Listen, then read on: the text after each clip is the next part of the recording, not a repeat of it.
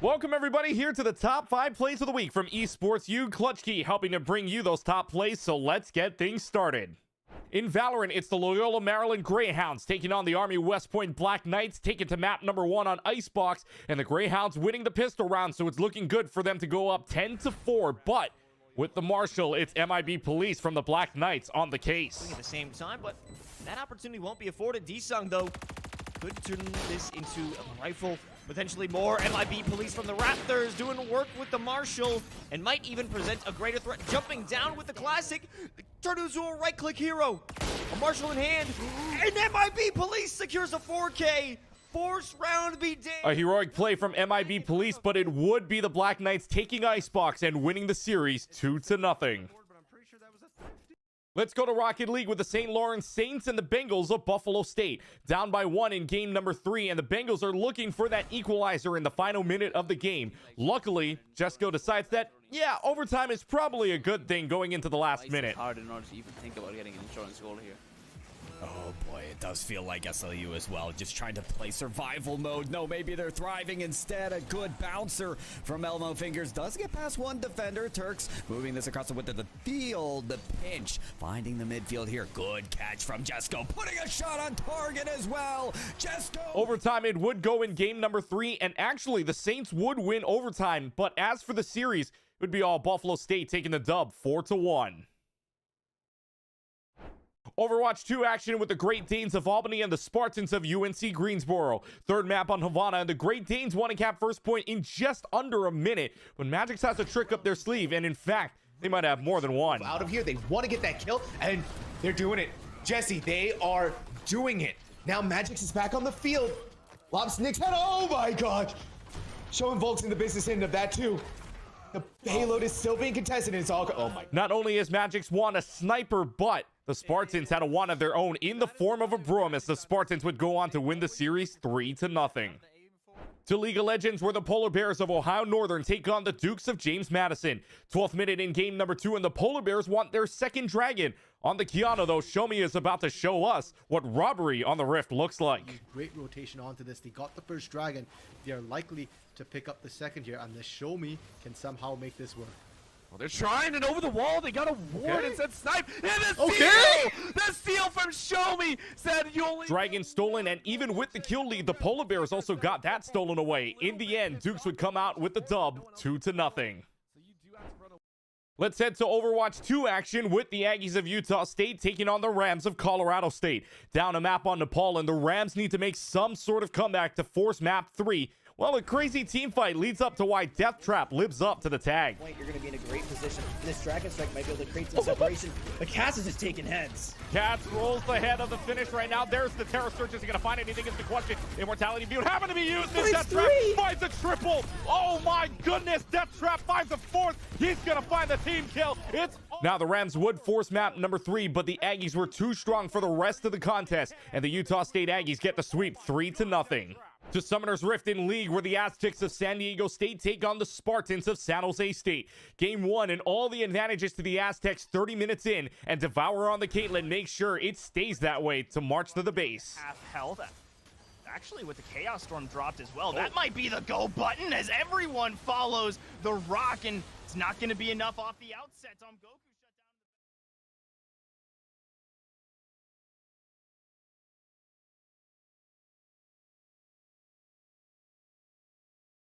We're at the Collegiate Esports Commissioners Cup. Let's make some noise. Oh, and it's He jumped into it.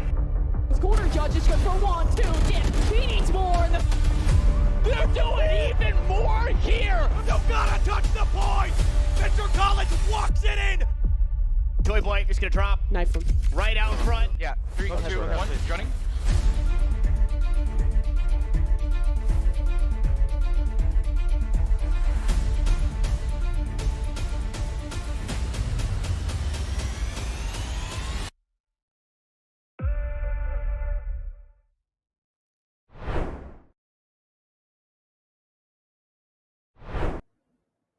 Well, the road to Texas continues on right here in the Mountain West as we reach the peak of the playoffs right now. The semifinals action going on with you, Klutchke, alongside Jag with you here for this game of the Mountain West semifinals of spring 2023 with number 3 seeded Fresno State, the Bulldogs, taking on the number 2 seeded UNLV. UNLV sitting at 5-1 for the Rebels, while the Bulldogs sitting at 4-2. The difference right there, just one game. And it's a pretty interesting series to say the least here because both of these teams met up, and you got to go all the way back to just under a month, actually 25 days ago on March 3rd with Fresno State taking on UNLV. UNLV would win 3-1 there, but since that match, UNLV has gone on 3-0s in rounds 4, 5, and 6, had to bye, or rather in rounds 4, 5, and 7, round 6 they had a bye, but since then they've seen 9 straight maps, all wins.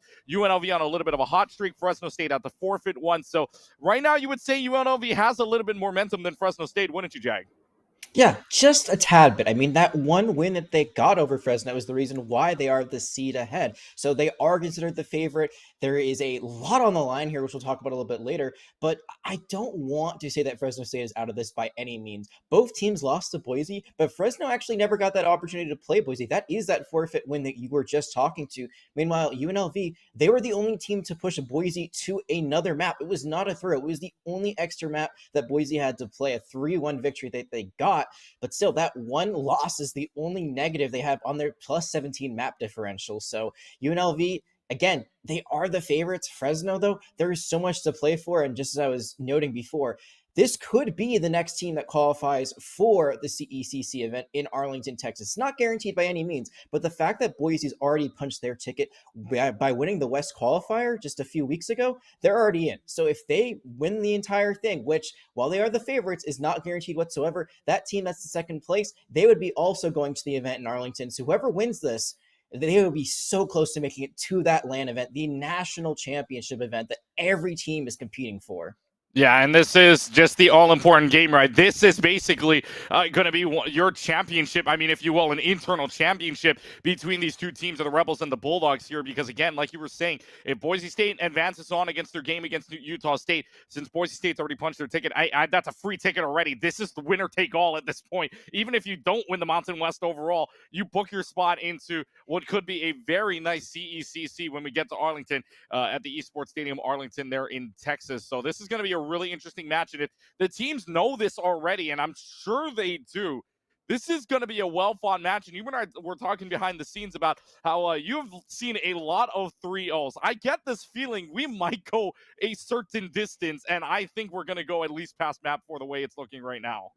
Yeah, 3 Overwatch has been the name of the game for a lot of the games I have had I don't want to say mispleasure, but the fortune to cast in the Mountain West. I want to see more games. I want to see push, please. I want to go to push. I want to go to that map 4 and then even bring it to that extra control map 5. And we already know these two teams have gone at least to that map 4 before in that 3-1 victory that University of Nevada was able to pick up that first time they played. So Fresno, can they battle back and bring it all the way to that map 5, or will we see a surprise upset? Like you said, there is a lot on the line here. This is a mini championship in its own right. You might not be winning the Mountain West, but you would be potentially securing that seed to go to CECC Arlington. So there is just so much at stake here, and as my good friend Semplins likes to say, this could be the Overwatch tactic. The teams know how to play the game at their most because this is when everything is on the line. As we go into Ilios, you have that nice little sunset in the background. We're going to have to see what these teams decide to play as. And already 2 very different compositions as we are looking to load in the Winston versus the Doomfist. Those are the 2 things I want to focus on the most. Fresno, they are playing more of it's a dive tank, but I would say a brawl comp with that Lucio and Purico. You kind of play around the Lucio speed. But the Rebels, with that Doomfist, they're going to be going in, and they're going to be going in very aggressively. I'm sure that Genji will be there for the follow-up dashes and slashes. Yeah, we've seen 2 of these teams before. UNLV, Fresno State underway. UNLV starting lineup, Cordy, Tumor, Hertz, Lumi, Kernmaster, and Hato Go. Fresno State side, Phoenix, Esdeath, Sushi Maid, PV Court, and Veneri. So here we go with what could very well be the ticket puncher into the CECC Championship in Arlington. Already, Lumi's going to dash away onto Esdeath, right into the Sojourn up top. The Death or rather the dive potential here is working thus far. Cordy Tumor having to back away for a couple of moments. No, we'll just try to jump right in and try to get to this health pack, but it will not happen as Tsushima goes right for Cordy Tumor and still stays alive. We're down to a 4v4 now, and it's a Lucio plus a Cassidy onto the point, considering against the Tracer. But can they get it is the question. They're going to jump right on in. Good bionade onto both Phoenix and SF. What a bionade from Halo going. That's going to be big enough for the Rebels to take on over the point. Yeah, that was the play that capped the point. I was worried there for a second. It looks like UNLV should have had that kind of locked and loaded when they got that first pick right at the beginning, but then they kept trying to find elimination. They lose their Doomfist in the middle of that, but that biotic nade coming in from downtown. It's not only the anti that gets onto Fresno, onto Phoenix, so they can't get healed up, but it's a heal that gets onto Hertz that keeps that Cassidy alive, because they are a glass cannon. They need that healing. And with that, they get 23% and counting, and they have so many ultimates right at their disposal. The Nano Blade is ready to go, essentially. Nano Blade is ready to go. Kitsunera is trying to counter that with Fresno State sign, and that's about it. 3 people caught in that punch. However, there's a stick with the magnetic grenade that doesn't catch enough damage for another magnetic nade either. But there's a slash in the dash away with the Nano Blade. It gets at least S-Step. Is it going to catch another one? The Winston will back right on up. Now, UNLV still got 2 plays of their own. Tsushima is able to get Hertz in the background, but it's still not going to be enough as Lumi finds 3 in the fight, and the Rebels put up the fence. It might be Lumi getting those final eliminations, but it was the punch coming in from the Doomfist and QWERTY again that knocks him into the wall, stuns him for a bit. It gets that late stagger kill that's going to get more and more time on the clock for the Rebels.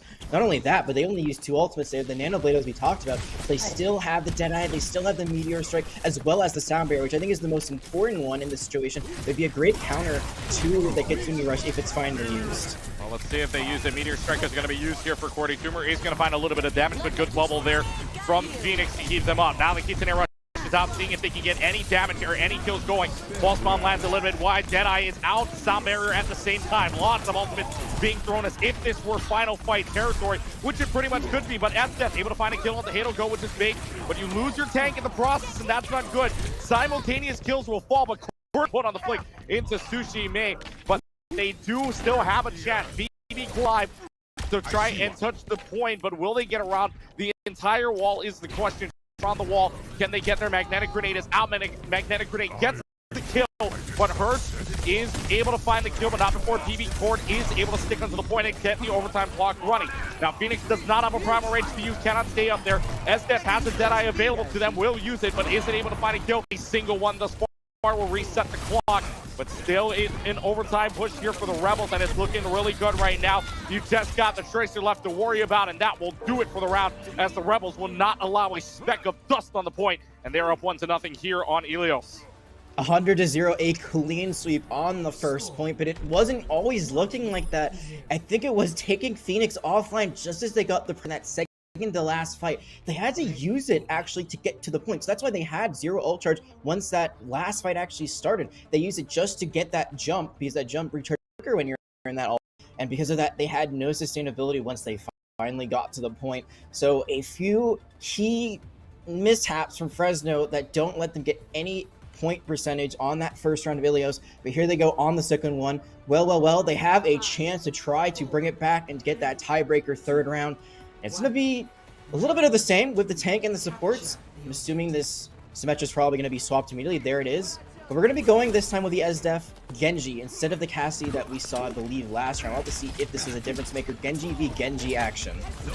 See if that works out in Fresno State's favor, needing to get this one in order to take us to map number 3, in order to the ruins. Good punch from the Doomfist to start us off, with the Doomfist having to back away into the room thus far, and SF just gets trapped with QWERTY Tumor, and whoever's got more health is going to win that battle, obviously, there, and it's going to be QWERTY Tumor winning that. Magnetic Grenade able to take down Phoenix, and this is looking really recall already having to be used by the Tracer, and yet again, the Rebels are off to the right start. Yeah, much cleaner take this time, much quicker too, so much more time they'll be able to get before this second fight finally initiates. The first round, it felt like they just went for those eliminations. Here, they're playing the objective. Time is their friend, and they need as much of it as possible. Not built up just yet, but I mean, QWERTY has been absolutely 80%, 90% after that punch lands. Phoenix does swap to the Doomfist to match them, but it's going to be a huge ultimate percentage disadvantage. Let's see if they can use the Meteor Strike in this fight alone. 96%, like you were saying, very high percentage here for QWERTY Tumor. Not a blade just yet for either side. Lumi building 5% faster, and it'll be even more. Meteor Strike does win the trade battle, and yet again, it's a quick fence here for the Rebels. It's quick, and they get that final elimination onto, I believe it's SF Bernari. Regardless, again, these stagger kills are huge. More time on the clock. They're going to be at 15% before the next engagement even happens. They only use the Meteor Strike. They're going to have everything else at their disposal for this fight. This has to be a huge pulse bomb from Tsushima. Have to find a target. There's no Suzu to cleanse, give them a brief immortality. So if you're able to squishy target, that's going to be an insta-kill. That's going to be the advantage you need. So this pulse bomb, it has to be big, and it has to go quick before they can build up a sound barrier that would be able to counter it. Pretty Tumor falls really low. Pulse Bomb, like you were saying, hits, but it doesn't get much of anything. It hits the Lucio for a little while, and also Pretty Tumor jumps out of it, but nothing there either. Pretty Tumor playing this spectacularly right now, just avoiding the dodge, just avoiding the lands. And here we go with the next fight. Pretty Tumor getting hit in the back line, and there's Pretty Tumor with the mirror battle on Doomfist. This is probably last fight territory considering everything that's going on. Quintaneros from Venari is out. Rebels want to clean 200-0. They are looking to get that right now. Nanoblade is out. Trying to dash away for the Kiriko, and they're probably going to get this here. We'll get the reset. The sound barrier drops a little too late here for the Rebels. It might be a little too late right now, but now the blade is out for SDEath. Is this going to find anything? He's a little trying to find his way around. Now, Fresno State is able to flip the point in the meanwhile, and it might be able to be kept here as long as they can get rid of that Lucio, which they do, which forces the Rebels back, and it's Fresno State's first look at percentages. I was getting really worried. The sound barrier comes a little bit late. So does the Kitsune Rush, the support ultimates. Use both. Neither of them able to save a target that falls, but SDEath gets back into the swing of things just as they are needed. They're able to get the blade out just in time to save the team, but oh, you got to be careful. Your Tsushima barely gets out of that one. They have a long way to go, and they have a pulse bomb again. They need to find that instant success, but immediately SDEath is lost. SDEath is lost, which means this pulse bomb needs to be big, but you get rid of a big source of healing, which is that Ana and Hado Ghost, so Fresno State's got an opportunity to try this, win this one out, and this Lucio's a little too deep in. Needs to back off, and that's exactly what happens right there, right now. Sombra is available now, but it's going to be Phoenix looking to go down, but he survives somehow, some way, thanks to the rest of his team, and the Bulldogs have a fence. Yeah, they do. They now have a chance. The pulse bomb isn't used, but the Kitsune Rush is so close to being back online. You saw that Hurt swap to the Sombra, something that didn't find a lot of usage in that fight, but also built a lot of ult percentage towards that EMP. The EMP, very different than how it was in Overwatch 1. Doesn't really disable your abilities nearly as long, but does a lot more damage up front. So if they're able to find the right target, it could be huge. And PB Core is not anywhere close to the sound barrier. So really, if you're able to get this Kiriko offline before they Kitsune Rush is used, that could be what saves this round and lets them take the map 2-0. The Pulse Bomb also available here for Sushi, man. Phoenix is able to take Hado Go again. They might be able to flip the point. EMP is out, but it only catches Phoenix in the backline. Will that make a difference as Phoenix does go down? There's the Pulse Bomb that you wanted. Oh my God! Sushi goes down at the same token. Oh no! That's not what you wanted at all. Point flips back to the Rebels in the meanwhile. The difference is 8%. 42 were able to take Venari, but during the Kitsune Rush, and it's only up to Phoenix, who is hacked, who cannot get out. It's just the Lucio who has to stay alive. Sound barrier drop from Kernmaster to keep this alive and going. It's now just the Tracer as PB Core is out. Tracer's gone. Overtime clock will bleed, and the Rebels, despite this last map being close, will go up in the series 1-0. But wow, what a final map. Lumi is a freaking genius. That play at the end to dash into the Tracer that just pulse bombed you, you are not immortal to your own ultimate as a Tracer. You can get, unlike the Junkrat, for example, with their own mines. They dash straight into them and they get the trade back, and that is what helps set them up for that round win. It looked like we were going into overtime. It looked like that Kitsune Rush would be the saving grace after the EMP didn't exactly hit the mark, but instead that trade opens up the door completely. What a round of Overwatch. That first round, you know, very one-sided. UNLV had that handedly.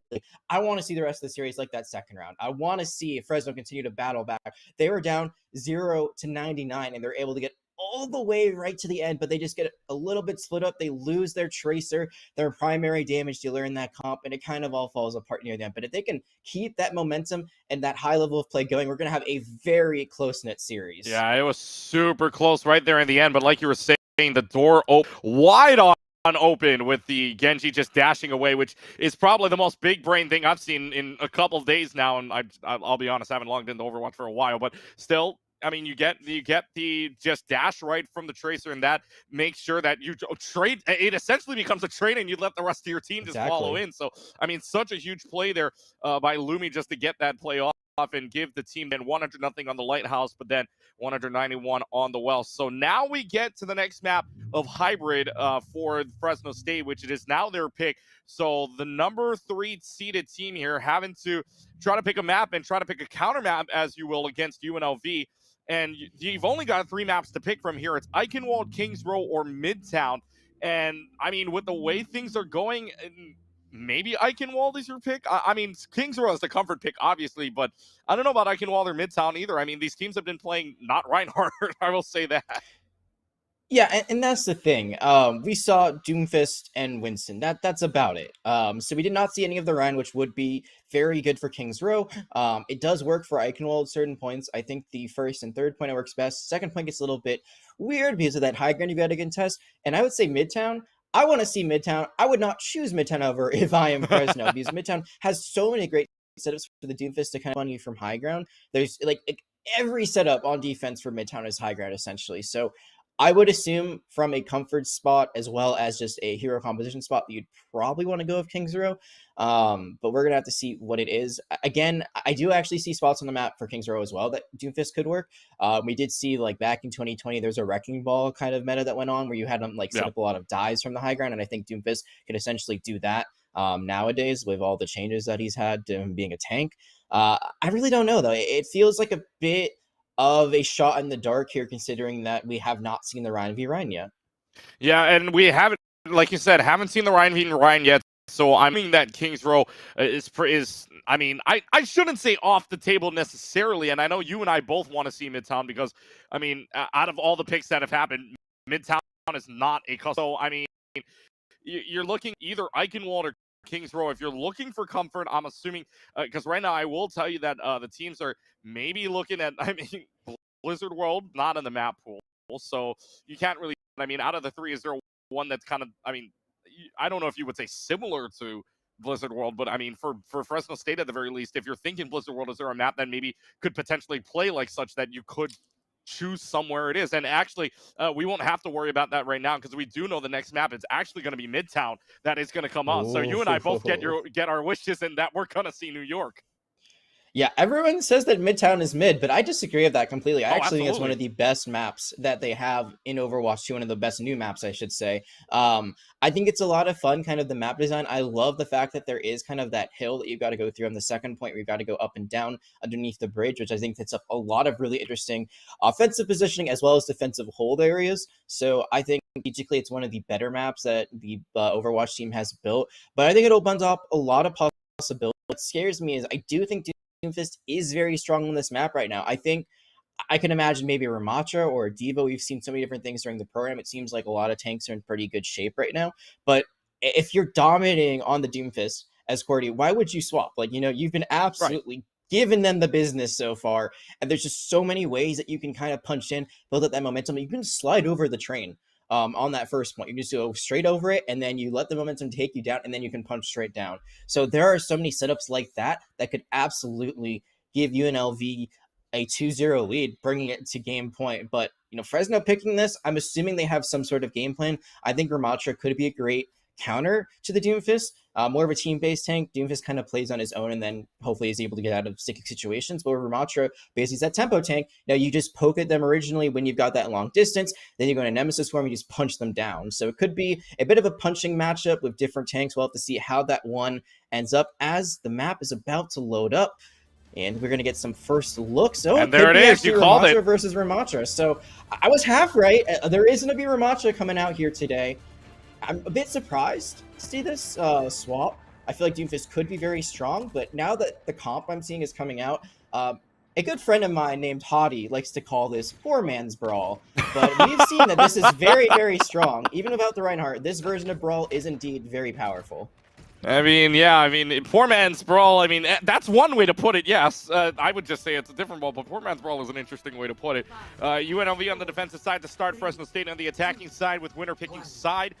So Fresno State looking to see if they're going to be able to pull out the May and the Bastion. First look at either of those characters on the DPS side. And in fact, the only character we have seen of new, that we are not seeing new, I should say, for Fresno State is that Lucio of PB Cord.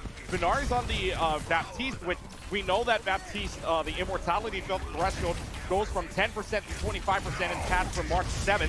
So we'll get to see if that works out in their favor. It is a slept Ramacha for right now. And I mean, that's such a great play from the Lucio of PB Core to make sure that they are stuck out there and keep the damage just pouring on. That's a great bounty as well coming out from Halo Go, but is it going to be enough? They're going to wrap all the way around into this side run, but Hertz is able to take down PB Core, which means that yet again they're stuck, and the only thing they have to go for healing is going to be Venari, but they're going to give it at least the first pick for right now. They're fighting back. Phoenix in Nemesis form to take care, and both Maze are now in the Icicle form. Immortality Field already having to be used already, but they trade that out for a main for a Bastion. So the fight continues on, and now Cordy Tumor switching on over from the Ramacha to the comfort pick of the Doomfist.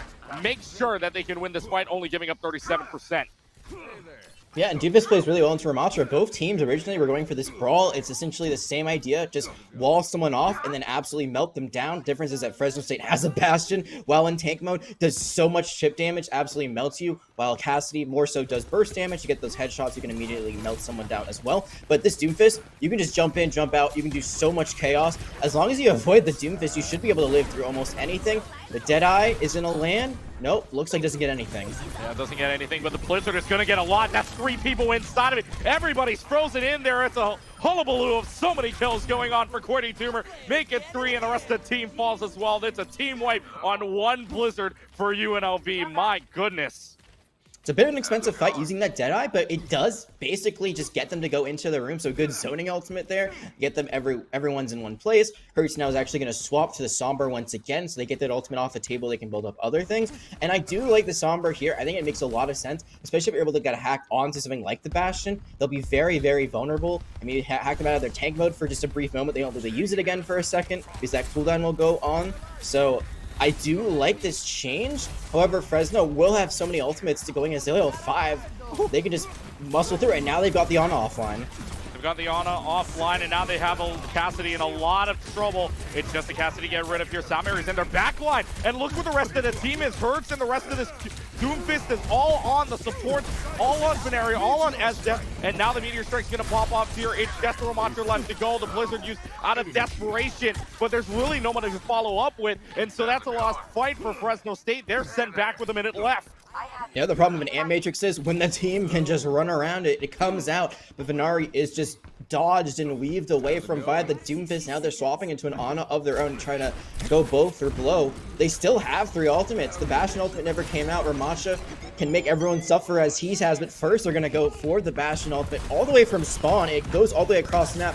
Can they land anything with these strikes? No, it won't. And now they're going to make them pay. Yeah, Annihilation is out, but that's still the Ramacha and the Lucio down. They trade that out. Hertz has found 2. Nano boosted Cordy Tumor. They're going to leave him sleeping for a couple of moments. Disease away. Good sleep dart by Venari, but with 30 seconds left to go, there is not a lot you can do here because, I mean, there's no check marks on the board for Fresno State, and UNLV's coming up on 2.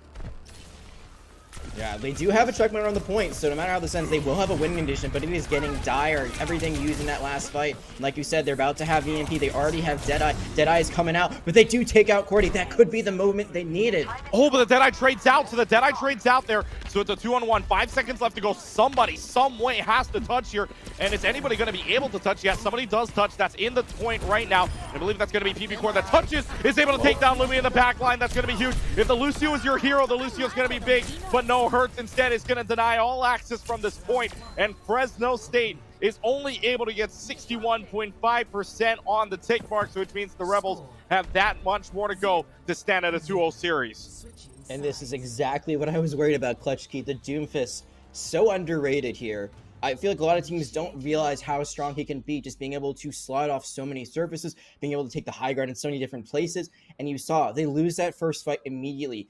They know what to do. UNLV, they realize we cannot win this straight up mirror because they have the Bastion. So let's just completely go away from the mirror and play what we are strong at. And once they get that Doomfist, no more points are given, no more ticks are given. They do get 1 tick, so like we said, actually almost 2 ticks, so 61.5% on the point for Fresno. They're able to hold out. They could take this on the first point and make it a 1-1 game. Unlikely, but possible. But they have to find some sort of way to counter this Doomfist. I'm liking some of this adaptation. The Torbjorn is a great anti-dive hero. Brigitte as well, with her melee healing, can help them sustain with Inspire. it comes down to the Zarya bubbles. You're basically going to be saving them for when someone is dived on by this Doomfist and the Genji from Lumi. So if you're able to save those bubbles until the last moment and use them when needed, I'm able to keep them alive, build up that charge, and just melt them down. But Zarya, I haven't seen her in quite a bit. I got to be honest. She has not been meta for quite a while. So this is a bit of an out-of-the-box solution to the problem that they have. The, I guess, Cordy tumor problem that they're having at the moment. We'll have to see if it is going to get them across that finish line and take this first map for themselves in the series. Yeah, ditto to what you said. I don't think I've seen a Zarya since March 7th game. I don't think I've seen a single one, at least to my current knowledge. That's a huge bio nade. That's 3 people inside there that have to back off already. That was on Hertz, Lumi, and Kernmaster. Oh my goodness, what a bio nade from Venari. And look, Venari's already at 23, but so is Hato Go, already at 35%. They're going to roll right in. Lumi gets rid of the turret. We're down to a 5v5 yet again. But now this time, the Zarya's keeping them in check here inside. They don't want to charge this Zarya all too much, knowing that they could have potentially giving the Zarya a lot of charge, but the Zarya decides to drop down. And now it's Cordy Tumor in a lot of trouble. And you can't really block a lot of that laser damage as well. So they're going to try. Turret's gone yet again. Phoenix down to 159 health. They're going to have Cordy Tumor just trying to run right in, but backs right out. So this is a slow bearing fight. There is not a single fight being taken here, but this is the opportunity with a great bio nade on Kernmaster and Cordy. They are not going to take it because everybody dies inside of the side room. So a minute gone, and nobody has found the kill. Now finally gets the first kill of the round as Sushime is able to get there. And now you're going to have a Gravitic Flux, or not Gravitic Flux, Graps on Surge already, used by Phoenix, which is able to get a kill onto Kernmaster. Now the rest of the team follows up, and this Zarya pick isn't looking too bad. It's looking fantastic. They're playing it slow, but they're playing it smart.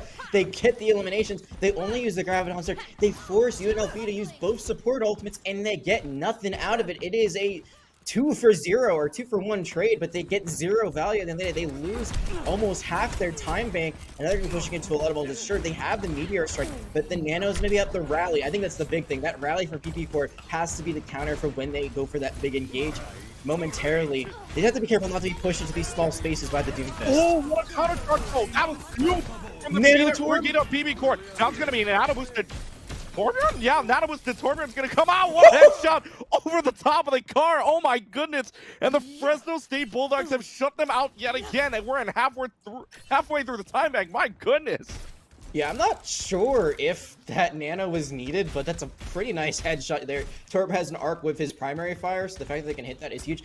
This could be a big sneaky play. They have so much to work with, Fresno.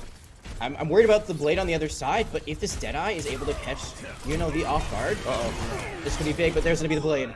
Yeah, there's a blade, and the Deadeye catches him. The blade is no more. Oh my goodness. There it is. There's the stick on the magnetic grenade, and the Torbjorn is going to be able to take them out. Sushime gets the final blow on that, however, but you still have them pushing all the way back. The Meteor Strike used, the blade used to no avail. Now, the Rebels have to rethink something here with a minute left to go. And it is going to the Reinhardt, so this is not King's Row, where we're going to see the King of Main Tanks come out once more. They don't have a lot of time, but they do have the Deadeye, could create space. They have the shield now. There's nothing really that can break this shield down. Maybe the Torbjorn turret can do a lot of spam damage, but you see it is gone. And first, you can see they're being backed into a corner very quickly. Oh, that's a huge bio nade though on there. And now you've got the Graviton Surge out. 3 inside of there. Do they have enough damage to follow up? No damage just yet to follow up. But now the Fire Strike is there. They've got 2 kills. It's including the Zarya as well. Yes, you've got the counter charge on the Brigitte, but all this Reinhardt has to do is swing away. First tick got him. Second tick don't matter. It's going to be the Rebels looking at that point. It was so close. It was so close from Fresno having the hold of a lifetime. But those swaps from UNLV, again, they realize what they need to do to make it happen, as they did on the second point of Ilios. Or, excuse me, on the second point, I should say, or the first attack of this point. Never mind. Anyway, my point is that they are adapting. That's what I'm trying to say. Not so many words, but they make the swap last second. All they have is that one ultimate, the Deadeye. And even though it doesn't get anything, it forces out the Graviton Surge. It's really hard to get value of a Graviton Surge nowadays if you're going to something like a Reinhardt, because that shield is just going to be blocking really any of the incoming damage. So once they absorb that, they move in, they immediately clean house, and they just move on with the Reinhardt. He pushes all the way past the point into near the spawn area, as you saw at the very end. So it was so close and it was so tired, but UNLV once again scrap out a win. Yeah, I thought the Zarya pick was very interesting. You and I both were thinking, we haven't seen Zarya in a little while, and that's only because she really didn't get any changes in the last match. I mean, honestly, the only thing that changed was the cooldown for the particle barriers from 11 to 10 seconds. I mean, that's pretty much it, and yet somehow it was working for the first 3 minutes, and then, of course, the Reinhardt just has to go left and right and swing. Yeah, I mean, the Reinhardt just comes right in and just wrecks house. But for UNLV right now, sitting at 2-0. So your next map up is going to be hybrid. And right now, sitting at a 2-0. I mean, you're looking at Fresno State right now, looking at match point.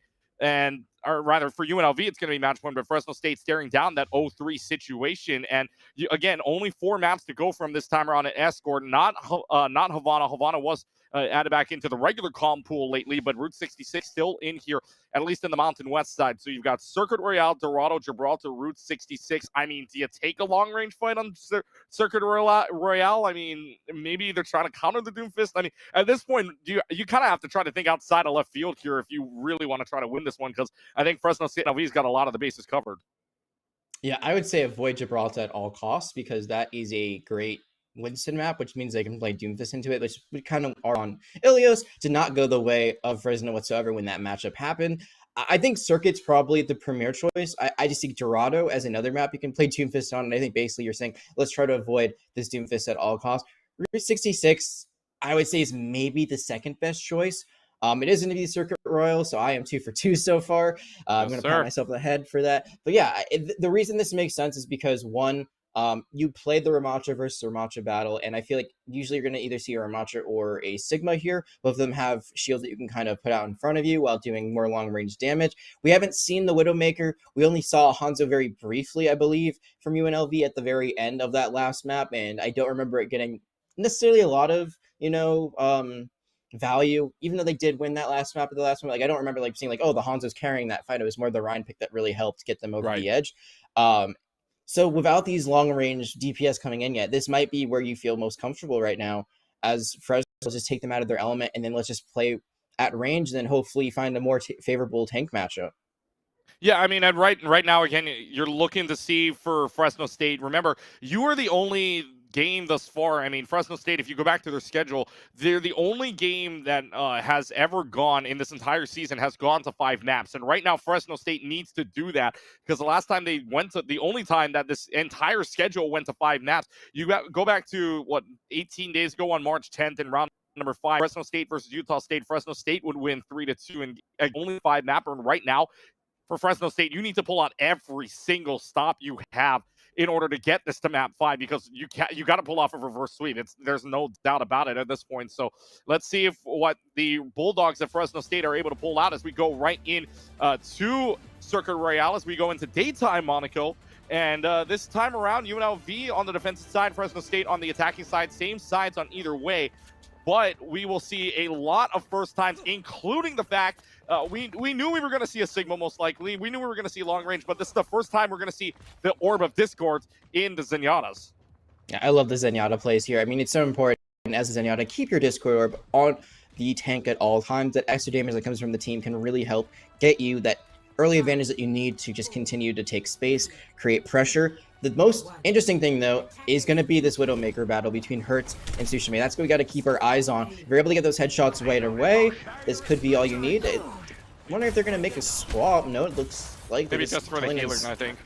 Yeah, just for the healing, just to get a little bit back online. So these angles have to be important, because once you take out the enemy Widowmaker, the pressure goes down drastically for the other side. There's a headshot up to the Sigma. I mean, it wasn't up to a DPS, but it was still a headshot nonetheless. But still gets headshots. And talking about headshots, how about back-to-back for Hertz and Lumi? Good start for UNLV on the defensive side, but SDEF wants to change this right around. 2 kills on the railgun already. It's a 3v3. Digimon runs favoring the Bulldogs of Fresno State, and they're just going to keep on pushing in, keep on chunking thanks to the 2 kills of SDEF. And now it's just a Zenyatta and a Sigma left to go, but I'm assuming they're going to fall here in a couple of seconds. Maybe, maybe not. It looks like they're going to get out, which is huge actually for the side of the Rebels.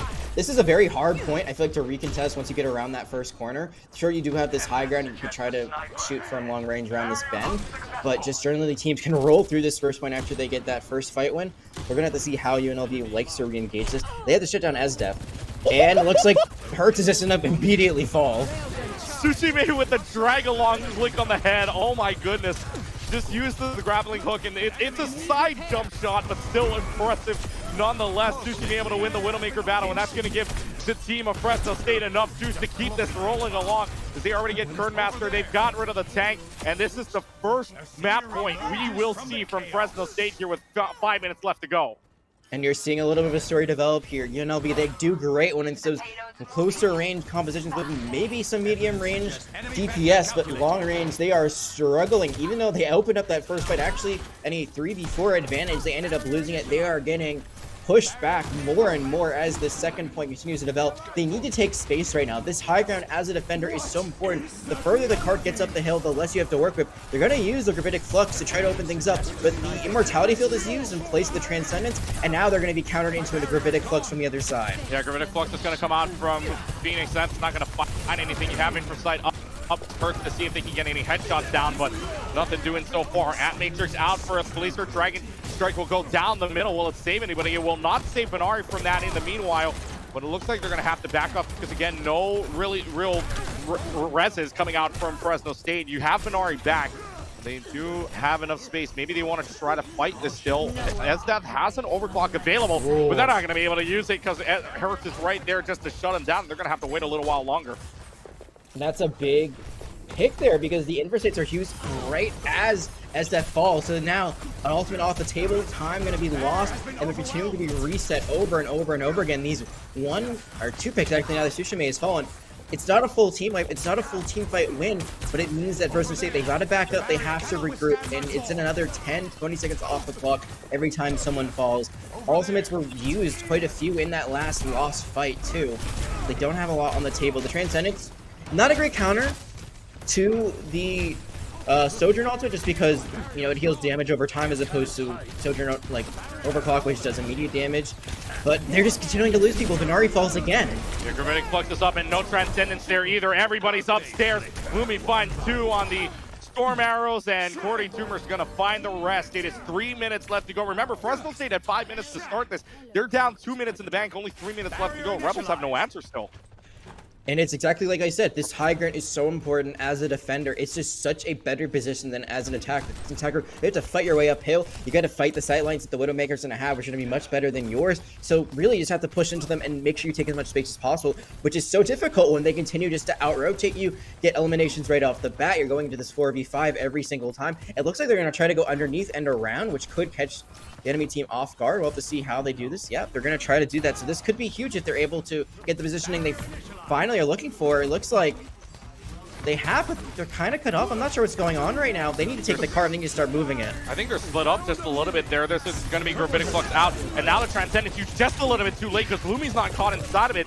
So now you have the Application Matrix up, and this is going to be enough damage to be poured out through this Application Matrix. Immortality Field having to be used very early on, and the split up does indeed look like it's working. Sushime's found 2, and it's going to be a kill here as well for the Sigma. So BB Core does go down, but look at how far back the payload went. They have another fight coming up here still.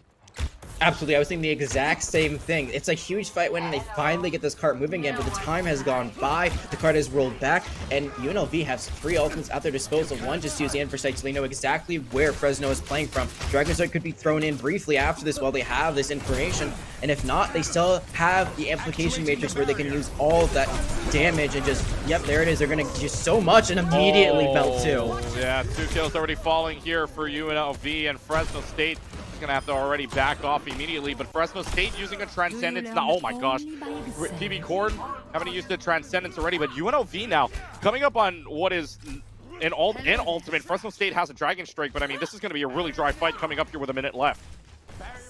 PB Cord using that Transcendence lets them swap the Brigida, so maybe tactical to try to go for some more close range healing and damage.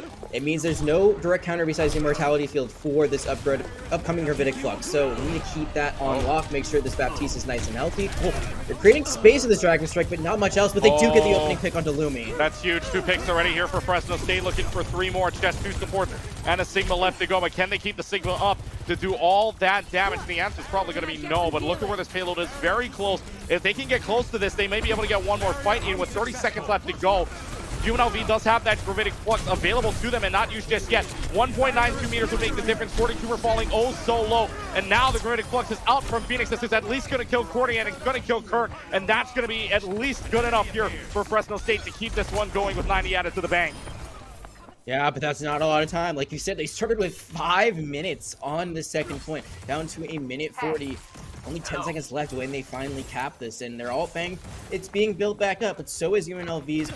The defensive high ground is not nearly as important here as it was in that second point. There's no huge anchor site that you can just kind of spam down from above like they were able to before. So there's going to have to be a few more unique ways for this defense to continue it going, and they're going to use a Gravitic Flux. There's the Overclock of the same token as well. Gravitic Flux finds nothing. Is Overclock able to find anything? Overclock finds the Immortality field, but is shut down by Hertz. And that's about it. Dragon Strike is going to go right down on the payload. This is going to catch a lot of people, and it's going to split up the Sigma at the same token, so Phoenix is in a lot of trouble. But the Application Matrix is also moving with the payload and will spin around in a sort of weird direction, if you will. That's something new that I haven't seen before, but it's still going to be Phoenix falling down way too low. The rally is out from PB Corn, and that might not have been a great use of the rally there just to keep the steam up. I feel like we've seen this a lot from Fresno, where they press Q just a little bit too late. They lost someone right as they used the Amplification Matrix. They lose someone right as they use the rally, so those are 2 big ultimates they no longer have access to in what could possibly, it definitely will be the last fight actually. Dragon Strike will be another one now down off the table. It does find one. It forces out the Transcendence. This could actually be turnable, but they have to avoid the Amp Matrix on the other side. Yeah, they also have to touch the point, by the way. 10 seconds left to go. They're being pushed all the way back, and now Kern Masters found Tsushima at the same token, so they trade out. But again, number one problem, touch the point. You've got 5 seconds to do so, in which they do now, and you get the railgun kill onto Kern Master. Can you get rid of the Zenyatta, who does not have a Transcendence to use, which is good news for you, so now you get the payload moving. What is Cordy Doomer doing all the way back here? Cordy Doomer goes down. They get 1 fight remaining, and it's in the home stretch, but you got to switch off to a lot of things. It's a Tracer for one, it's a Lucio for another, and so now Hertz pretty much having a little bit of free range to go here. The Gravitic Flux is out to take care of the Hanzo, but the Immortality field keeps them up for a couple of more moments, and Lumi's able to get away for a couple of moments as well. Down to the final home stretch in the final 10 meters remaining before this reaches out. Now Cordy Doomer back on the cover pick on the Doomfist, who punches too. It's so good here from Cordy Doomer. We can get rid of the Sojourn. It's even bigger than Disruption. Got to get rid of him though. It is a crazy trade fight left and right. No matter the way you look at this, this is going to be a crazy final 5 meters right here. Halo go. Use the protection chooser right now, keeps them alive for a couple of more moments. No ultimates on either side. It's a try fight left and right. Still 3.89 meters. PB Court able to get rid of Halo Go, so it wins that battle for right now. But Lucio versus Kitsune, or versus Kiriko down for right now. Protection chooser having to be used. Overtime clock leads down. Nobody else touches. Nobody touches, and that's it. That is 2 points. 90.27 meters for the Bulldogs. And the Rebels have just that much. Just basically have to complete the map to bring out the broom and send themselves to the Mountain West Championship. Oh my goodness, this was the fight of Fresno's life, and they are so close to getting that 3rd point. That's basically as close as you can go without actually getting the final capture. And it was touch and go for a little bit, but they still have a fighting chance, a much better chance than they did on that last tap. And we saw how long they held that 1st point. If they didn't have that same sort of hold this time around on Circuit Royal, I mean, there's a great chance they could full hold it all together in that 1st point force as to going to push, or at least give themselves a very good fighting chance going forward, because we know how good that 2nd point is for defenses. We just saw what UNLV could do with a little bit of room and a lot of high ground. But now UNLV, they're going to have to think of something new to come to the table with, as it didn't look like they were able to match the Sigma just as well as they wanted to. That this Ramatra mirror and Sigma mirror has been decisively in Phoenix's favor, but Cordy's going to go back to the tried and true. It looks like that Doomfist comp. It's going to be difficult, I think, to make this work. I think it's going to be much more difficult than it would be as it was on Midtown. Sure, there are a few places you can slide off the side, like right here actually on the left of where we're kind of observing over. You can get up there and then jump up and then just slide down. But beyond that, I can't think of a lot of great places where you can kind of abuse the map architecture like that. So I think UNLV is going to struggle a lot more to try to get into these engagements, especially against the Sigma. Sigma, with the accretion, that rock that comes out and stuns someone, that is a huge counter. UNLV wants to go fast and furious here, and they already see that Cordy Toomer's got the Doomfist available. Here comes Lumi over the top rope, dashes right in, but he's going to die to the hands of PB Corn, but not before you still get Tsushima out. So it's a 2v3 potential here. Actually, in a really weird angle, in a horizontal angle nonetheless, but to say the least, though, UNLV does get shut out for a little while, but that big pick was, I mean, that forced them back just a little bit, no? Engage this enemy. Oh, wait, does. is that, oh, sleep dart? Oh, PB Cord! Out of nowhere, the volley gets rid of the Widowmaker, and now PB Cord just wants to go off for more, gets 2 in the process, but now it's the Genji versus the Baptiste, and the Genji wins it thanks to the Orb of Discord, and Fresno State puts up a fence. So I've got a little song for you, Coach Gates. One of these things is not like the other. It's the Widowmaker. And the Widowmaker does not fit into this comp whatsoever. Sure, you do have a contest on long range, but everyone else, except for the Ana, wants to go, and the Ana wants to sit back and just heal from a distance. But if you're not finding value of the Widowmaker, you might want to swap off it. Though, there you go. Hertz is able to find one. Yeah, Hertz is able to find one thanks to the hands of Kato or rather from Cordy Tumor on the assist. But again, the Genji shutout. PB Cord put it on the masterclass here with the Zenyatta, and the rest of the team starts to fall as well. They will fall all the way back to when they don't have a Lucio, and this Doomfist is just right on this Sojourn. However, the Orb of Discord just doing way too much for this team of Fresno State, and they back right off yet again. Why say let him cook? We're going to say let him kick. Let the Zen just continue to kick everyone away from him. Let Sushime just get headshots like that onto Hertz. Sure, you did get a little bit of distance here, but this is not where you want to be as an attacker. You want to get around that first corner to really have an advantage and be able to get this first point capture. They are struggling. This first point or hold right here is still very good for the defenders. You actually have lots of high ground you can use as well. You give up that first high ground, but there's so much behind it you can use just to continue to go for that long distance poke that you've been keeping up very well. And Fresno, they have so many ultimates to use here. UNLV is going to have a lot as well. 3 ultimates to use, but no nano boost for it. Critic Flux whiffs, nothing there for Phoenix, so not a single shred of evidence, but the sound barrier is going to be used for Turnmaster. Same thing with the Transcendence. F-Death, though, gets hit by the Bionade, so no effects from this Transcendence. Doesn't really matter, though, when the team is still up. So despite all the ultimates being used on either side of the support, it's a 5v5 situation. Meteor Strike at the same token. Overclock is going to find nothing because the Meteor Strike lands right on top of him. Cordy Tumor finds 3, and that's the push you want as the Rebels will add 2.5 to the bank. They will get the caps. They will keep this cart rolling. And I think it comes down to PB Cord using the Transcendence. A bit of a panic after the Gravitic Flux misses, and especially after they're being pressured by the sound barrier. Once Kernmaster uses it, they're like, hey, like we've got these shields that are going to keep us healthy for a while. Why don't we just run in and try to pressure them out? Wait a minute. So a few misplays here and there, alt bank wise, but now we're going to see the swaps coming from UNLV. They're swapping now back to the Brawl. Did not work out very well for them on Midtown. They had to go to that emergency Reinhardt swap to make it work and get that map win, but that's where they're going though.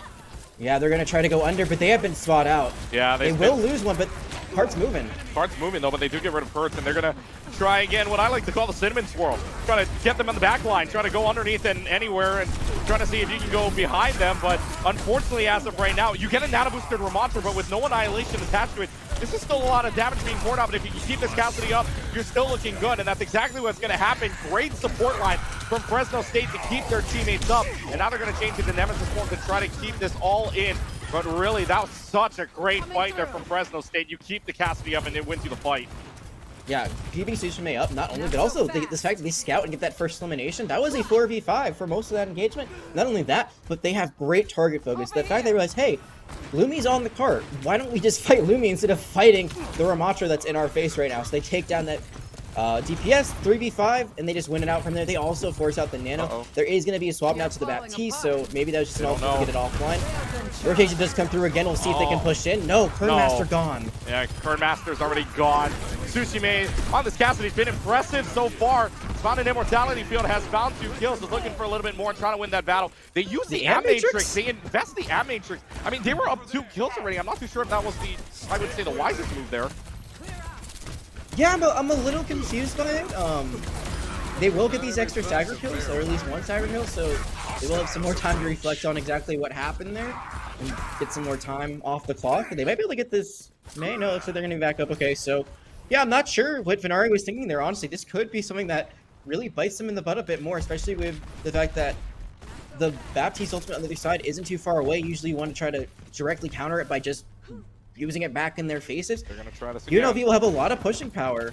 They've gone for this rotation multiple times. I think this time, it might get shut down again. Yeah, this might get shut down. No, but everybody stays up. Immortality field plus the icicle block of May keeps them up. So the Gravitic Flux goes all up for naught. Sushi may also use the Deadeye to no avail either because nobody was really up there and low enough for that Deadeye to even make a difference. So now you have an Annihilation that's going to be popped maybe right now here from Cordy Tumor. Could be using it right after this Transcendence. The Blizzard's also out at the same token, but might not even need to use it because Hertz has already found 2 in their backline. But yet again, the same situation that Fresno State had, where UNLV got pushed all the way back. There's another fight coming up. Yeah, there will be at least one more fight, but this is a fight that heavily favors the Rebels. Yes, they use 2 ultimates there. Still have 3 in their back pocket, Fresno. All they have is this overclock, which, although we've seen a lot of great plays from the Sojourn, the ultimate has not necessarily been their saving grace. Usually they've been taken out of it pretty early when they finally pop it. Now this wall, there's going to just be a lot of focus on this tank. I mean, they could get this play for free. Yeah, they could get this for free. 3 minutes left to go. Oh, but somebody touches, so it's not exactly free, but you get rid of Phoenix, and they do add another 90 seconds to the clock, so the Annihilation is going to be out. It's Lumi's able to find 2 on the caps of their own, and this is going to be a push all the way back. They're just going to run them down, and it's going to be UNLV pushing this all the way up. But, I mean, if you play quickly, you might get 1 or 2 more fights in. Yeah, absolutely. You got to run really quickly into this. You do have an Amatrix of your own. You got to know that they have at least a sound barrier on their side. If you can force that out, make them use it in a panic when you have all this extra damage coming in, it could be huge for later on. You got to play around this first corner, I feel like. You got to have that natural cover somewhere to protect yourself, because the shield isn't going to be the end-all be-all when it comes to something to absorb the damage that's coming in. But they are just giving up space, and they are taking so much damage from this Ramatra and Co. I mean, Fisherman's now fallen twice into the red, and this corner is being given up. They're going to try to play at this corner. This is where your game happens right here. A minute left to go. If this doesn't happen quick, this is your game right here. This potentially is your series. Gravitic Flux is up. It's going to find at least 3. Deadeye is out, but the wall covers him. That's a great wall here, and the Blizzard also carries him out. Is it going to be enough to find everybody outside? The main wall is up, but is that going to protect them for long enough? It may not be, but also going to have a Transcendence available for PB Court. PB Court able to take care of Lumi at the same token. 30 seconds left to go. They are going to try to stall them out, but it's already 3 kills here, making a 4th and a 5th, and it's a team wipe for Fresno State. They're still in this. You've seen the highest of noon plays as it's been named twice now, where you go for the Gravitic Flux, you knock them up in the air, and then you try to go for the Deadeye, but every time the Maywall counters it. Now there won't be a Maywall to worry about as Hertz goes to the trusty Somber once more. We've seen this busted out a few times. Each time it's found dividends to help them get across the finish line. The main thing is that Matrix, it will be up. The Annihilation not too far behind. You got to take out this Ramatra quickly. I feel like PB Court does have the Transcendence. They don't even need it to get that first elim. They don't need it. They get rid of Hertz. The Somber's gone very early on, but if they keep this fight going, the Somber's going to be able to get back in just in the nick of time. But overtime clock runs. This is potentially your series. We either go to game 4 or UNLV advances to the Mountain West Championship. But it doesn't look like we're done yet. PB Court gets 2, and the rest of the team starts to fall. Fresno State puts up the fence, and don't go anywhere, folks. We're headed to game 4.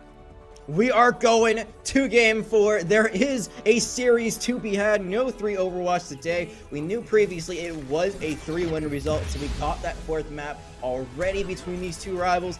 There could be a 5th map. The stream is alive for the reverse sweep.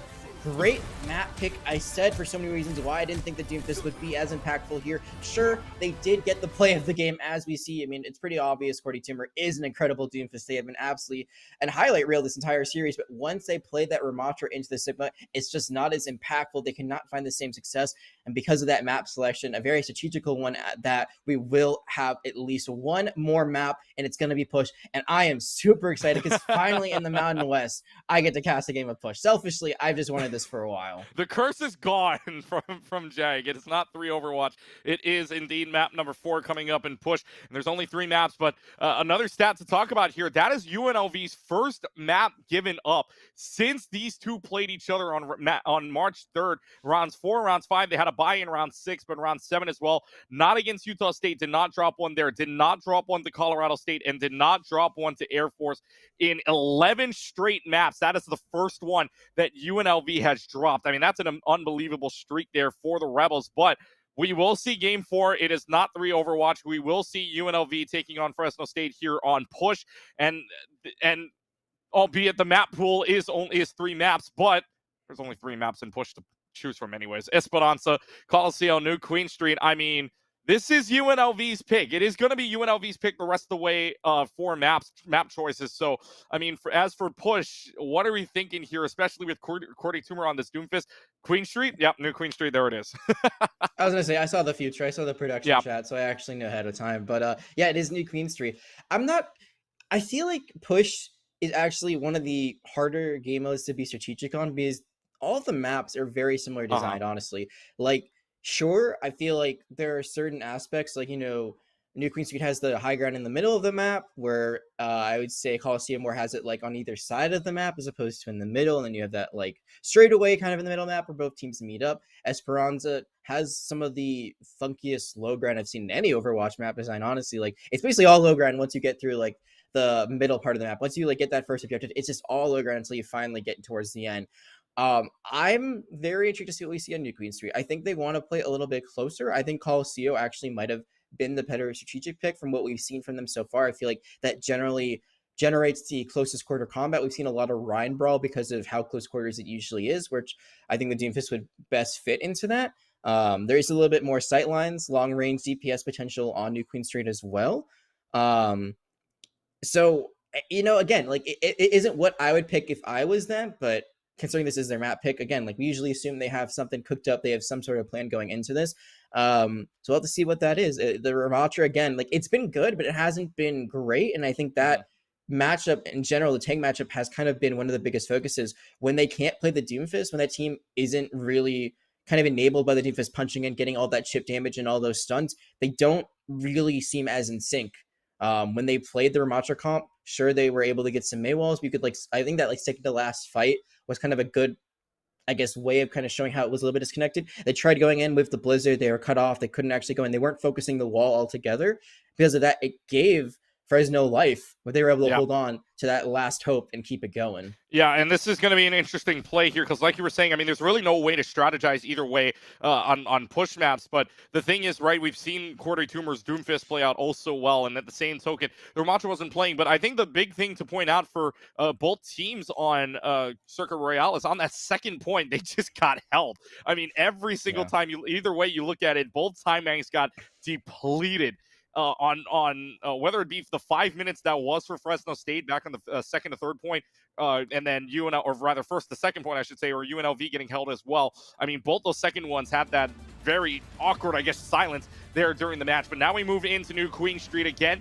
Possibility of map number 5, or will we see the Rebels take this series? And Fresno State, does this hold true? Will we see the first time of Junker Queen? And they are right at the spawn doors, and I'm assuming this is going to be a yes, and we will see Junker Queen come out and about. This is either genius or a complete mess. We'll have to see which one it is. The Sombra and the Tracer will be flanking the entire time. You just keep the Junker Queen up. She can self-sustain pretty well. She can heal. She can displace people with her knife. We'll have to see how this brawls out. The Doomfist could be huge here if they just able to punch someone away. You already see the Junker Queen falling super low, and this shout's going to come out to just keep them alive.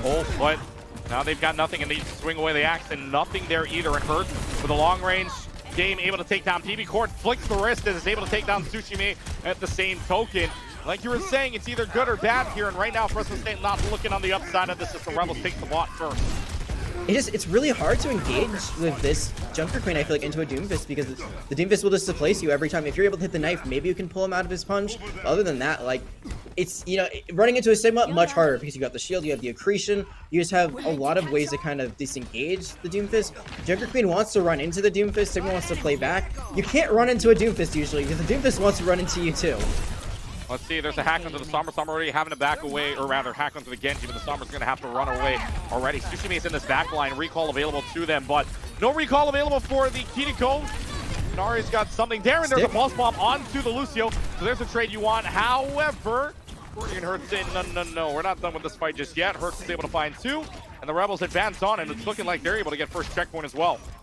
Yeah, I want to see Fresno make some wholesale swaps. It looks like they're going to be going to what worked well on Midtown. The anti-dive composition worked wonders for them.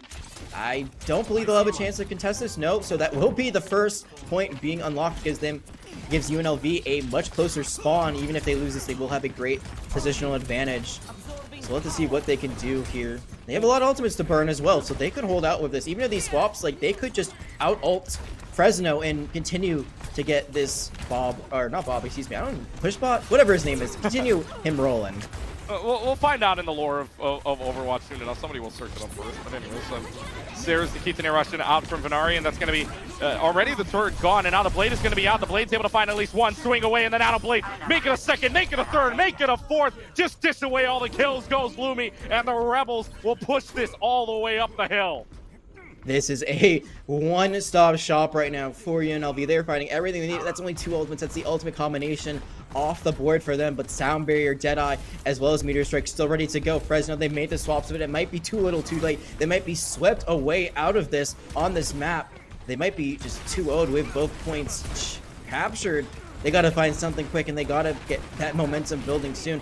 I think they gotta get the Deadeye offline. Like, if they can force it out of Hurts or just eliminate them before they get a chance to use it, they might have a chance. Oh, but they get rid of Sushi Mei, and Lumi's dashed away. This Genji has been golden so far in the map. It is a charge on. That is 4 kills already, and I mean, 110 meters. You would think they could make a comeback if they won that fight on the very first one. Talk about a comeback, but first you gotta talk about them trying to deny the completion map first. About 10 meters left, less than 10 meters left to go here. And finally, we see a pick here from Fresno State. Able to take down Lumi, who's been hot all this round. They're able to take them down. They're just going to try to run right in. And now they're going to back them all the way off. Good Bionade onto the Doomfist. Not going to go down. Who's still alive some way, somehow. If you can get rid of Hato Go, that's big for you, which they do. Use the Graviton Search to get rid of the Lucio, but I'm not too sure about that. But they still get rid of him. The forward spawn still available for the Rebels. I think strategically you're trying to force out the Sound Bears. They don't have it for the next fight because you will have the Molten Core. Yeah, I'm not sure. I think at that point you're kind of just throwing anything at the wall and seeing if it sticks, seeing if any of the paint dries so you can keep moving on. They almost have it back at the initial capture point, which would get rid of that close spawn, but right now they got to worry about Lumi in their back line. I always love watching the Zenyatta versus the Genji matchups, don't you? It's kind of fun. Who's gonna win between the Dive and the Orbit Discord there? But in this case, it's TV Cord winning again, and so yet again, they'll have to back up. But that bot is not back in midfield yet, which means the Rebels still get forward spawn here. I mean, that's so good for them to just make sure that they keep out. Now, the Genji is also going to try to dive in right now. Cordy Tumor's got an empowered punch. They're just empowering the punch over and over here, but Cordy Tumor falling super low. Now you're going to have the Molten Core out and about, just swinging away to see if they land up anything on the Molten Lava. And now they're back off for right now, and it's looking like they could have a chance to bring this back to mid. Yeah, that could have been a great combination with the Graviton Surge, the Molten Core, Area of Effects abilities together, but that's 2 ultimates they won't have for quite a bit. This is dangerous. UNLV, they're going to have everything. The Nano Blade is ready to go again.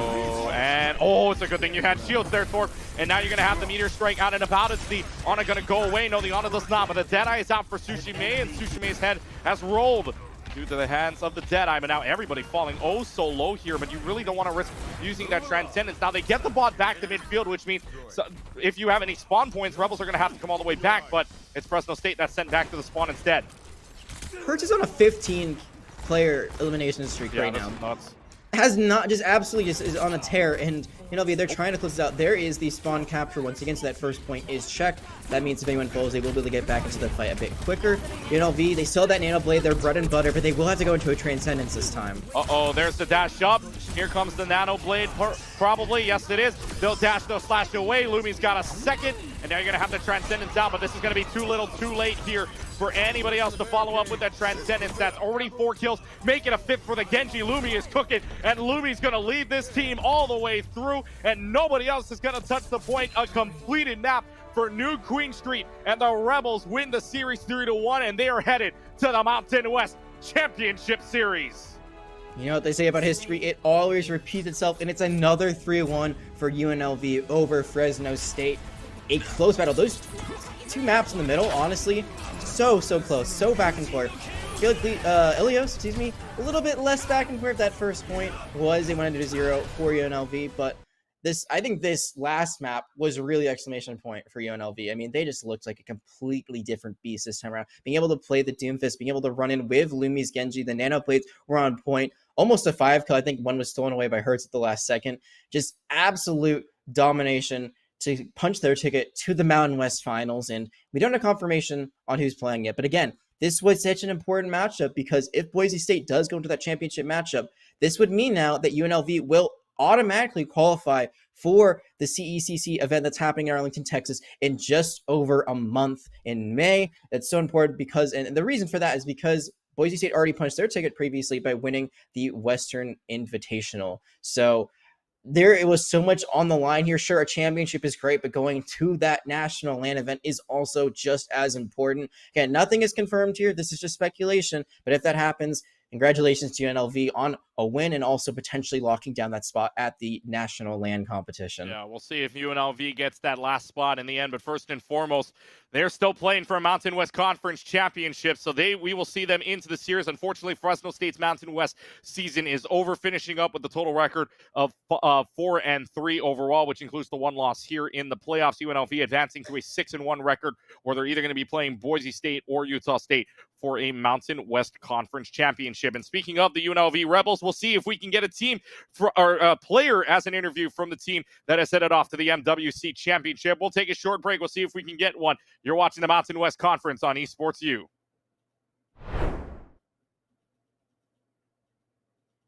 The ADCs are all together. Piao picked up a kill on the backside. Tabula Rasa's surviving forever. Eventually, the Aztecs would go on to win game number 1, but something clicks in the Spartans, and San Jose would win the series 2-1. To Valorant with Andromeda taking on the University of Houston Scarlet team. Map number 2 on Fracture, and Andromeda wants to push A site, but Binko is sitting around the corner, and even with little to no utility, Binko just finds a way to make heads roll. 1-for-1 trade, make it 1-for-2 as Slorth takes down Altier, trying to trade for Orchid. Binko now trapped in a corner. They're shooting out the Prowlers, and there's not a lot of places that Binko can go, but now only Slorth being the one peeking. Oh! Binko, what was that? Binko calls bingo on the ace, and it would be Houston who calls game on Fracture as they win the series 2-0. To come through, it's just playing aimbot. And that's it from Top Plays of the Week from Esports U. Thanks for watching, everybody, and until next time, this is Clutch Key signing off.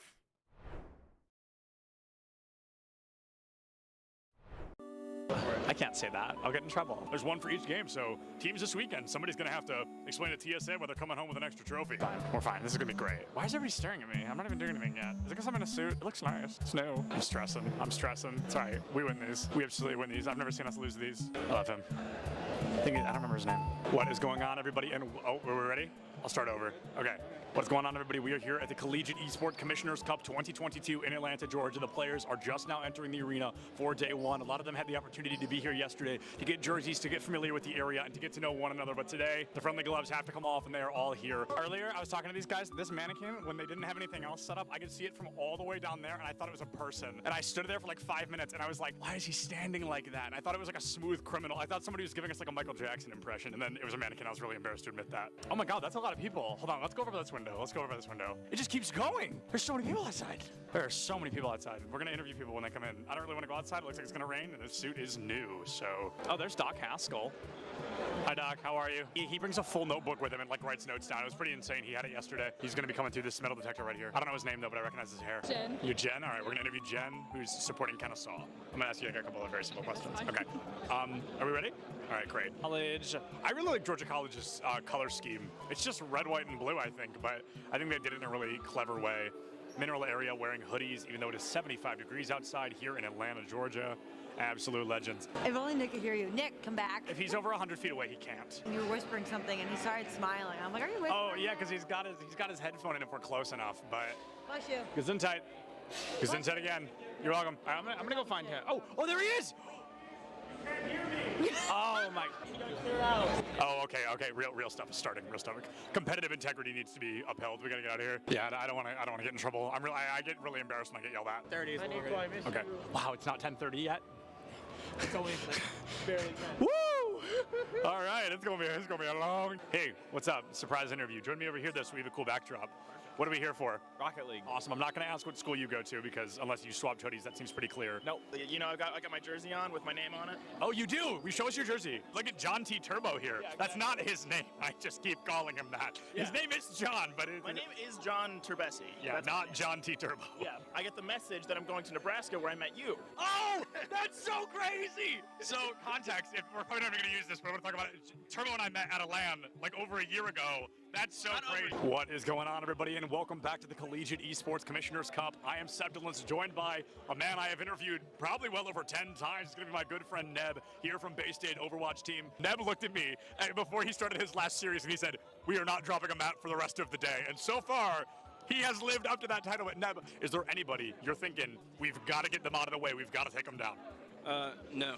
No? Just looking at it, each fight's its own. Every game going into it, just taking it as it comes. I have the confidence right now that we're not going to drop a single map. I love Neb because not only is he confident, but he's correct. Bay State is one of the best Overwatch teams I've ever seen. So it's always good to hear. I love the confidence, and I love Bay State, so I hope they do a great job this weekend. So what qualifier, did you win a qualifier to get here? At-large bid. We're looking at Rocket League, we're thinking high odds, low odds. Where do we think we're walking away? I think pretty high. I think we're doing pretty good. Is there anybody that you're looking at, you're like, please do not let us go up against them unless we absolutely have to? I mean, really, everybody's good competition, so. And sorry, what was your name? Ethan. Ethan from Mineral Area. Yep. Very exciting. Well, Ethan, good luck. Thank you. We'll see you soon. What kind of pass? A player pass? Let me get you on your No, you actually have to like tape it to your chest, like really awkwardly with masking tape. Okay. And it's gonna fall off. Yeah. It's gonna be uncomfortable, I promise. That's a guarantee. Okay, cut that, I'm gonna sneeze. Okay, good. I'm great, everything's good. Who do we interview? Who should we interview? I don't know, I'm just here. I need caffeine.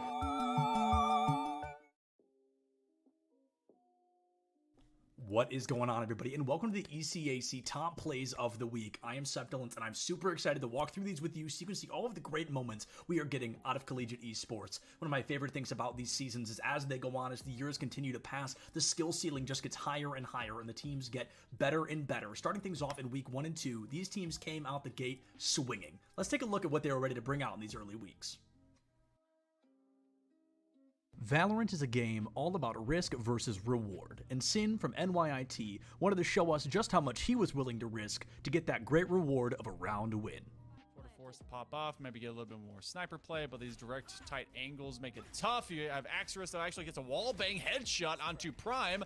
Oh, that timing on the paranoia works so well. Yo, give it up for the util, bro. Sin's gonna pick up 3 into the site. It's a lurk on its way from the chamber, but unless you're going to spam through this box, you're not getting anything done, and Panda won't even let him get that far. Super Smash Bros. Ultimate is a game that can be decided in milliseconds, and Waka, one of the best players from SUNY Canton A Squad, wanted to show us just what they can do with only a second and a single stock on the board. Cena, sledge option going to be charging forward smash, going a little early. They're not quite getting what you want. Drop shield after first hit of pin, getting hit by the kick. High percent. There is the stun into Claw. That clock has been charged for a lot longer. Oh my goodness, that's a forwarder into stage with the stage spike and then upping immediately after. What a sick. 1 point in Rocket League can never make a team feel comfortable, but Driftsy wanted to show us that not only was he going to pick the pace up, but he wasn't going to let his team down. Defensive test with flying colors, though they couldn't get out, and that is the important part at the moment. Clears a must for UA, and it's just not in the cards at the moment. Dripsy! Dripsy connects off the backboard! What a shot! I watched it unfold slowly. You stopped speaking at just the right moment. Valorant is often called a team-based shooter, but sometimes it can't just be about the team. Sometimes you gotta have those hero plays. Spec wanted to spray and pray and was actually able to save the day for SVSU, tying up the series 7-7. Welcome back, everybody, inside of the booth here. Clutch Key alongside Jagan. Joining us from the winning team of the UNLV Rebels is Hato Go, and thank you very much for joining us, Hato Go. First and foremost, how does it feel to be in the Mountain West Conference Championship here in spring 2023? Oh, it's great. We love it. We love competing, and it's great we can make finals. Well, congratulations. A very well-played game. You guys had a rematch against Fresno State. It was another 3-1, but were there any key differences, do you feel like, in this matchup versus the first one, or any adjustments that you guys made to help close it out versus the first game you played against them in the regular season?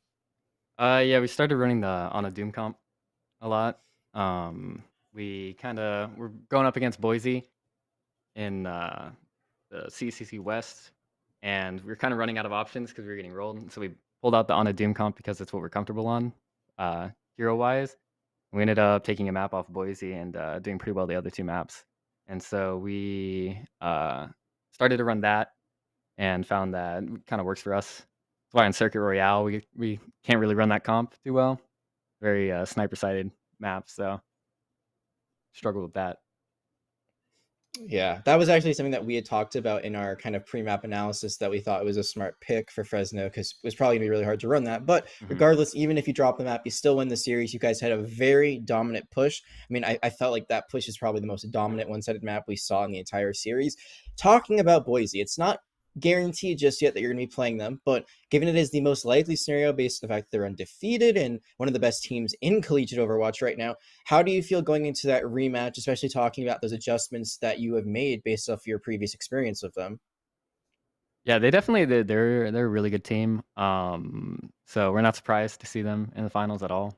We expected it would go this way for the most part, and they have kind of adapted to the on a Doom comp. So it'll be kind of tough going up against them, but we're gonna keep working on it, keep scrimming, keep practicing the comp and other comps too. We'll see. We're gonna theory craft a bit, especially on maps like Circuit Royale. We'll see what we can come up with and hopefully pull out a win. Well, Halo Go joining us here from the UNLV Rebels team again. They are in the Mountain West Conference Championship. Let's go to that real quick again. You potentially taking on either Boise State or Utah State again. Not confirmed just yet. Even if you talked about how you were taking on Boise State, but let's talk about the potential of that game as well, because not only are you playing for a Mountain West Conference Championship game, you guys are potentially playing for a spot in the CECC Arlington side as well. So how big does this game get for you guys, knowing that you guys are potentially playing for a spot going to Arlington here later on in April? It's a big deal to us. We definitely want to travel as much as we can. Our players are excited for it. We went to Atlanta last year. We're hoping to go to Arlington this year. And just all in all, excited. We're gonna start really ramping it up here with the practice and everything. And we do know that if Boise goes, they're already guaranteed a ticket to Arlington. So we do have that in the back of our minds, but we're also we're gonna try as best we can, because if we can't beat Boise, then can't win it all. So. Well, the interesting thing will be if you guys do play Boise, at least it'll seem like a practice round for you guys before you guys head up to CECC Arlington. So we'll see how that plays out. But again, playing for a Mountain West Championship, potentially playing for a spot in the CECC Arlington side. You guys have a lot ahead of you. So Hado Go joining us. Good luck to you and your team here in the Mountain West season, and maybe we'll see you soon in Arlington as well. Yeah, hopefully. All right, thank you very much, Hado Go, and thank you very much to the rest of the UNLV team as well. Hopefully we'll see them inside of the CEC, but a big impact for them and a big game coming up, especially when they know that they're the stakes, they know what's going to go on, and that you heard Hado Go saying that this is going to be an immense game for them, especially if they're up against Boise State here in the championship. Yeah, absolutely. I mean, there's a lot of pressure. There's a lot on the line. Even if they do have that guaranteed spot, I mean, that championship, that is what your eyes are on. It's the eyes on the prize approach. They already talked about a little bit. This might be a bit of a struggle. That Doomfist comp that worked here against Fresno might not work against Boise. So being able to go blow to blow with a team like Boise, that'd be a huge boost, regardless if they win, if they are guaranteed that spot at the national lane that's coming up in Arlington. I mean, if they're able to take a few maps off of Boise, the confidence boost in just general positive vibes you get from that going into this huge event would be massive. So that is going to be in a huge upcoming game, but there's going to be some other stuff coming up next tomorrow, as well as into the rest of the week. Yeah, there's going to be a lot going on here. So tomorrow, right here on Esports U, you're going to get the ECC League of Legends semifinals. Again, we're in March Madness, but it's also headed to April Madness as well, and we're going all the way down here. So the ECC League of Legends semifinals is coming up tomorrow, and don't forget, we were talking about this all day long. CECC with May Madness is headed to Texas. Do not forget that we are headed out to Arlington here on Esports U for the CECC finals at Esports Stadium Arlington. That will happen between May 6th and May 7th at the Esports Stadium Arlington. And if you can't make it out there, check it out right here on Esports U. And for any more information, check it out at collegiatesmg.com. So again, plenty of things going on here on the Esports U side. Again, tomorrow right here, ECC League of Legends semifinals. More on the CECC finals coming up as well. But that's going to wrap it up for us right now, as we've got Rhino Vaughn on the observing side, Professor Layton on the producing side. My friend Jag, it wasn't a 3-0 for the first time in quite a long time here for Mountain West. So Jag is pretty happy. We're pretty happy here as well that we see at least game number 4. Thank you, my friend. And to all of us at from all of us at Esports U, thank you very much for watching. We'll see you guys tomorrow for League of Legends semifinals, and we'll see you guys later. This has been the Mountain West Conference on Esports U.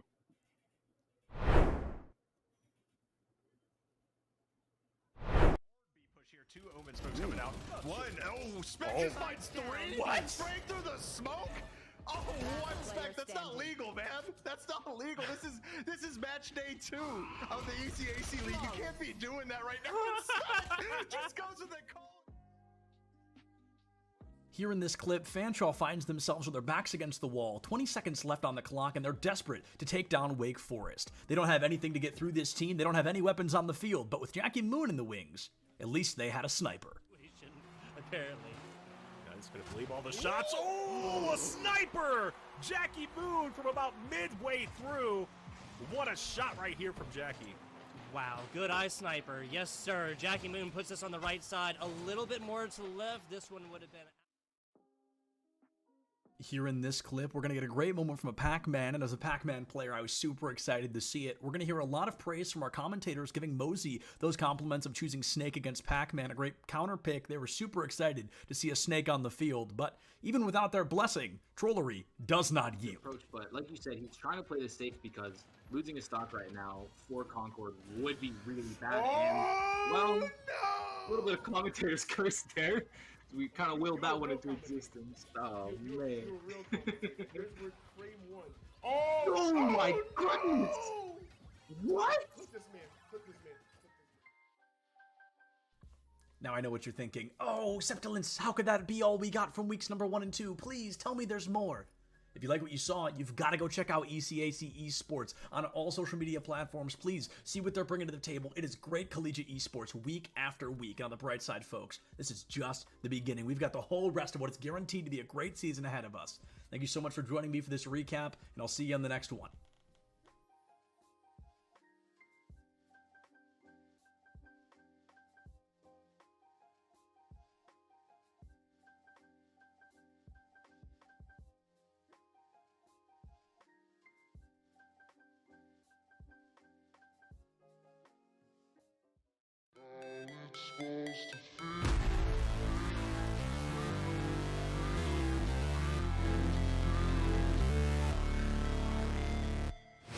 Never break, always fight, never quit, do it right, play the game, win it life, have no shame, there's no time, feel the pain, live the grind, I could change, in my mind, pick a lane, commit and climb, the only way to win it life, I never miss that fact, taking big is that we don't have these preconceived notions, and we're willing to listen to our membership and read the room, read college athletics and how it's connected and how it's not, and take what we have expertise in championships, but also throw out some of the other stuff. I remember when we first started, there were some conferences were applying their amateurism rules to all of their esports competitors, and I think we knew enough to know that no, that's not going to work in an esports culture. It's got to be very different. And by the way, the NCAA was going in a different direction. You could see that Train had already left the station on that, and so it's an incredibly dynamic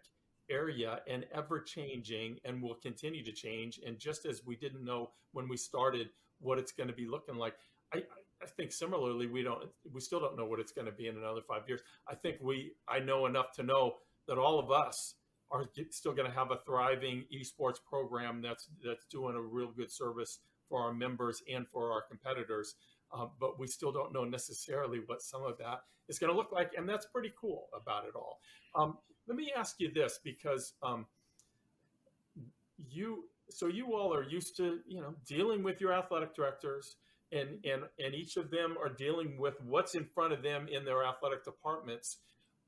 My guess is at least some of your schools are that this is not necessarily operating within the athletic department. And can you talk about how you navigate that in a conference office, and maybe the best way to handle that, or do you have preferences? Do you try to steer them one way or the other?